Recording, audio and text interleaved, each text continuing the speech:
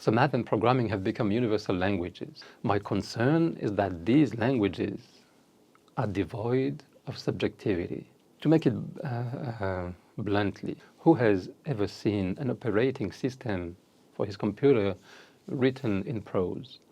Who has ever gotten homework where the instruction is to demonstrate a theorem using equations that rhymes?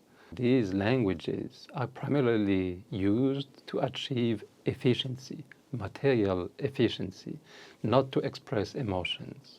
So what I find worrying is that mathematics and programming languages won't allow me to even express my feelings properly. So consequently, I fear that the constraints of these languages leads to a blindness of the heart, which itself might hinder spiritual experiences.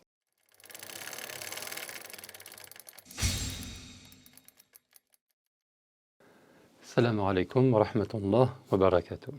So in chapter 4, starting chapter 4, the limits and danger of a purely rational thought. So until now, I have used scientific reasoning to justify a religious worldview. However, this tool, meaning rationality, like scientific rationale, only allows me to build trust in the text and accept the existence of a world that goes beyond this material realm. But in my search for truth and ultimate happiness, it is mostly to my feelings that I will be attentive, because if I choose to be a scientist in the first place, is because science helps me better understand, control the materiality of this world. And that materiality, I can touch it, I can feel it directly. With my hands, I see, I hear. But that's, in a way, an experiential knowledge. With religion, well, the text is revealed, and that revelation tells me about something else, something that is beyond, that I do not directly experience. So the idea is like, how can you bridge that gap between experiential knowledge of the material world and ideally experiential knowledge of that ilm al-ghaib, that unseen? Is it possible? So in my search for truth and ultimate happiness, it is mostly to my feelings that I'll be attentive. And to that end, scientific reasoning is only of little use. Indeed, scientific reasoning is only effective with what can be data-ified, measured, weighted, seen, touched. Things that can be empirically monitored. Science cannot probe what exists beyond this material world. Therefore, reason paves the way, but is not sufficient to undergo the spiritual journey.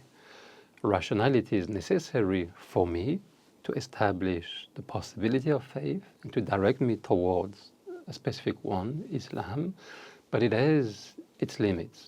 And it is this limitation that I will highlight in the first section, and then follows a discussion about the different ways we could perceive this world, the spiritual world, whether it's material or immaterial. And I'll finish with a discussion on the use of imagination, which I believe is key in the spiritual quest. So in going to the first section, talking about mathematics, programming as divine languages. So here in that section, the goal is really to show the problematic, to show what's wrong if you stick with a purely materialist framework. So isn't it impressive in the first place that physical laws of our world can be so well described by mathematics? A man-made and universal language, which by means of numbers and equations makes it possible to model interactions between objects. Like a pedal that rolls can be described in terms of energy and momentum, which ought to be conserved. Sunlight becomes an electromagnetic wave that is radiated from the sun. A meal becomes a number of kilocalories to be burned following rules of calorimetry. Wasn't Einstein looking for a unifying equation that God would have used to create the whole universe? Yes. Every physical phenomenon can be translated into mathematical equations, and every equation can be translated into algorithm for efficient solving. That's quite impressive.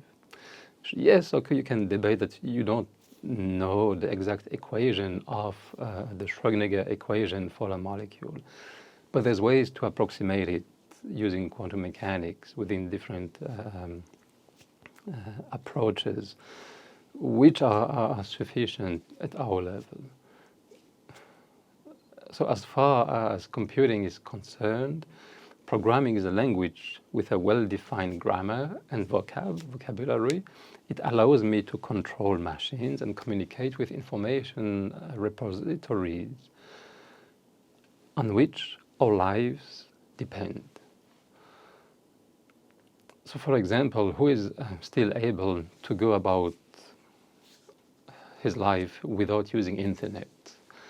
Our means of communication, transport, even consumptions are governed by computer programs. Financial institutions in particular are the most demanding and hire the best physicists, engineers and statisticians who are able to program the most complicated equations. As a side note, I used to have a postdoc, an excellent postdoc. I'm a spectroscopist, so I do ultra-fast spectroscopy in the lab. We deal with lasers. I had a postdoc who was great in dealing with lasers, these types of lasers. So he knew how to deal with it. He knew how to acquire the data, and most importantly, he knew how to make sense of the data, which is not trivial. You need algorithm, heavy algorithm to fit the data and then trying to make sense of it. And he was quite skilled in doing that.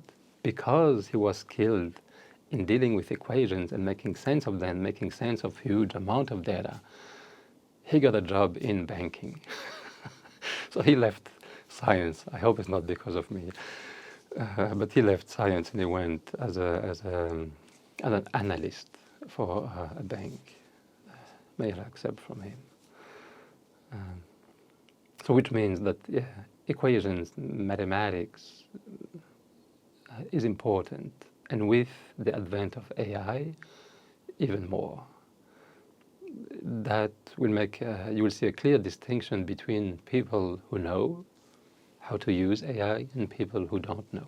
And you will have a gap in between. And that gap will deepen as AI becomes more and more powerful. Coming back. So math and programming have become universal languages that are used to understand and exploit this world, literally exploit. My concern is that these languages are devoid of subjectivity, compassion, or poetry. To make it bluntly, who has ever seen an operating system for his computer written in prose? Who has ever gotten homework where the instruction is to demonstrate a theorem using equations that rhymes? Although the definition of prose and rhymes in mathematics can be debated, sure, but my argument is that these languages are primarily used to achieve efficiency, material efficiency, not to express emotions. These languages, like maths and programming, are used for optimization, precision, reliability, which are necessary qualities in our modern age, but they hardly speak to the soul or let emotion speak through poetry, music, or any other arts.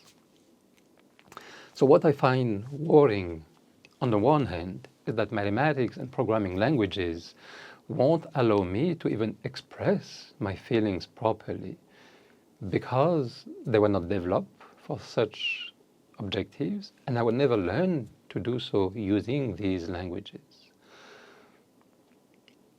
And in consequences, using these languages, it will be even harder to express my feelings and thus to develop sentience, my capacity to feel. So consequently, I fear that the constraints of these languages leads to a blindness of the heart, which itself might hinder spiritual experiences. On the other hand, it also becomes much easier to hide behind numbers and act upon emotions that are otherwise shunned by society when publicly displayed, such as greed and hate. It is, for example, unfortunately common to see in our own workspace how numbers shapes loyalties and recognitions.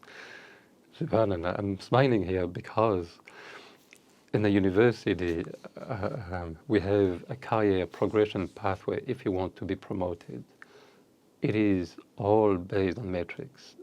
And people literally either play the game and tick the boxes that will get these numbers, these metrics up, or try to be sincere and not necessarily care about these tick boxes, but then might fail the game. Similarly, the restructures, even though they are framed as improving student experiences, workplace well-being, and others, at the end, it's all number-based. You have this many students, you get this much income, that's how much salary you can pay for staff, and that's it. You'd say, logically, it might make sense, yes, but here in that process, you removed all your feelings. What if you have professors that have been here for more than 30 years? You'll tell them, okay, goodbye, you're not useful to society anymore. You'll just dismiss the fact that they're literally given their life to that organization. You'll just look at numbers, values, and just dismiss all the efforts, intentions, actions that have not been data-ified. It is harsh. May Allah protect us from being in such situations where we have to take such harmful decisions. So let's now imagine a universal language accepted by all, but which does not allow the expression of feelings and therefore does not favor sentience to the point where it becomes nearly impossible to connect with the divine.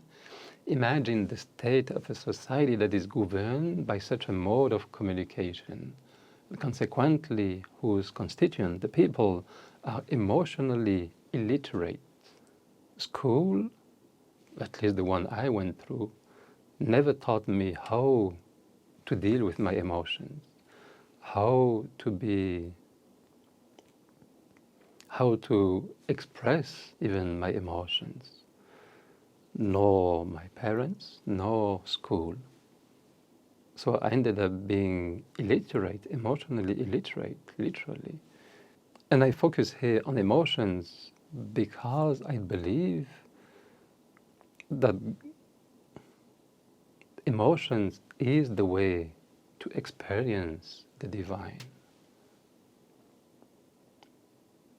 Even if it's not directly, it will still be an indirect experience. Indirect, I mean, because ultimately your experiences are mediated. Like if I touch the table, it is the senses of my fingers that touch the table. These senses send a signal, an action potential, all the way through my brain. And then the brain starts making sense of it. So it is a mediated experience. Similarly, when I see something, it's the light that hits either the cone or the rods in my retinae. They activate, again, a cellular response that sends another action potential to the brain. And the brain processes them. So it is mediated by these sensor, by these neurons, by these sensory cells. The same with the taste, the smell, and my hearing.